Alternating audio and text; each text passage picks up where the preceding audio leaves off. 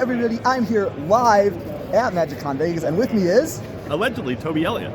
Now, Toby, I heard that you're actually pretty savvy when it comes to rules and policies, so I'm going to give you a little bit harder of a question than I gave some of these other people. Amy has an Urza Saga, and she plays a land for the turn. And then Nick says, hold on a sec, Amy, you did not put a lore counter on your Urza Saga this turn. Judge, what is the appropriate infraction, penalty, and fix? Yeah, so this just changed reasonably recently. For years, people have been asking, why isn't a Saga a trigger?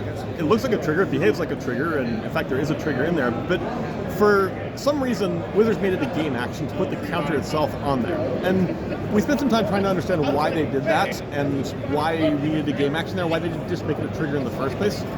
And eventually they came back with, yeah, we actually agree with you. It feels like a trigger, it seems like it should be a trigger. We're comfortable with you just saying, call it a trigger for the purposes of this infraction. So the change was that for determining what to do when somebody misses a Saga counter game action, you basically do the same thing as you do when it's a trigger. You say, you turn to the opponent, you say, they missed this, would you like them to do it now?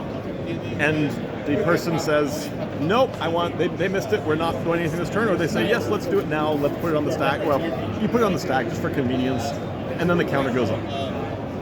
And so, from that perspective, just treat it like a missed trigger, and it'll all work out pretty well. Okay. Now, what if Nick has a stifle and he wants to stifle putting the counter on the Urza Saga? Yeah, I mean, technically he can't do that. But I'd wonder why, because it is still technically a game action, but I'd wonder why he bothers. Because as soon as that counter goes on, there's another trigger, and he's almost certainly better off stifling that one. Yeah. So it's a slightly weird aspect of policy, but it's not somewhere where I'm really worried about that. It's not realistically going to be an issue. But if it weirdly does come up in a tournament and somebody is determined, they're like, I want to stifle it, it's a game action. It's a game action that weirdly right now is using the stack, but isn't actually a valid target. Okay.